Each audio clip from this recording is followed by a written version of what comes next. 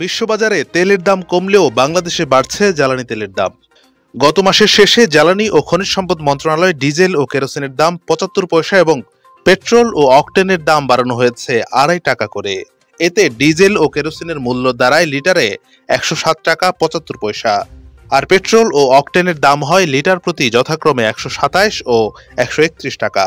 অন্যদিকে গত ৪ জুন বিশ্বব্যাংকের কমোডিটি প্রাইস সংক্রান্ত প্রতিবেদন বলছে, মে মাসের শুরুতে অপরিশোধিত জ্বালানি তেলের দাম প্রতি ব্যারেলে প্রায় $৬ করে হ্রাস পেয়েছে। যেখানে বিশ্ববাজারে তেলের দাম কমছে, সেখানে না কমে বাংলাদেশে আরও বাড়ছে। এর কারণ কি? জ্বালানিতে ভর্তুকি প্রথা থেকে বের হয়ে আসার জন্য মার্চের প্রথম সপ্তাহ থেকে বিদ্যুৎ ও জ্বালানির দাম সমন্বয় শুরু করে সরকার। এ পর্যন্ত মোট ৪ বার মূল্য সমন্বয় করা হয়েছে, যেখানে বিশ্ববাজারের সঙ্গে মিল রেখে ২ দফা দাম কমেছে, আবার ২ দফায় বেড়েছে। কিন্তু এতে করে আন্তর্জাতিক বাজারের সঙ্গে সাদৃশ্য দেখা যাচ্ছে না। বাংলাদেশ পেট্রোলিয়াম কর্পোরেশন থেকে জানা যায়, প্রায় সব ধরনের জ্বালানি নিয়ে কারবার করলেও কর্পোরেশনের মূল ব্যবসা ডিজেলের। প্রতিষ্ঠানটির চেয়ারম্যান জানান, ডিজেলের দাম ৭৫ পয়সা বাড়িয়েও কোনো লাভ হচ্ছে না, উল্টো আগের মুনাফা থেকে ৫১২ কোটি টাকা অতিরিক্ত ব্যয় করতে হচ্ছে। তার দাবি, বিশ্ববাজারে কমার পরেও দেশে জ্বালানি তেলের মূল্য না কমার পেছনে ডলারের ক্রলিং পেগ অর্থাৎ নির্দিষ্ট সীমার মধ্যে ডলারের বিনিময় হার ওঠানামার পদ্ধতি দায়ী।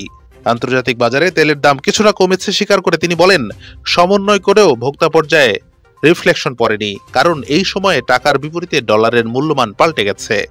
১১০ টাকা করে এলসি খোলা হলেও পেমেন্ট করতে হচ্ছে ১১৭ টাকায়। এক্ষেত্রে ডিজেলের দাম ৭ টাকা বাড়ালে ডিজেলের বিপণন ব্রেক ইভেনে অর্থাৎ আয় ব্যয় সমান থাকত। আইএমএফ এর সাম্প্রতিক শর্তের কারণে জ্বালানিতে আর ভর্তুকি না দেওয়ার নীতিগত সিদ্ধান্তের কারণে দাম আরও কমাতে গেলে সরকারকে ভর্তুকি দিতে হতো, কিন্তু নীতিগত কারণে সেটা এখন সম্ভব নয়। ফলে জুলাই মাসের মূল্য সমন্বয়ের দিকেই চোখ রাখতে হবে ভোক্তাদের।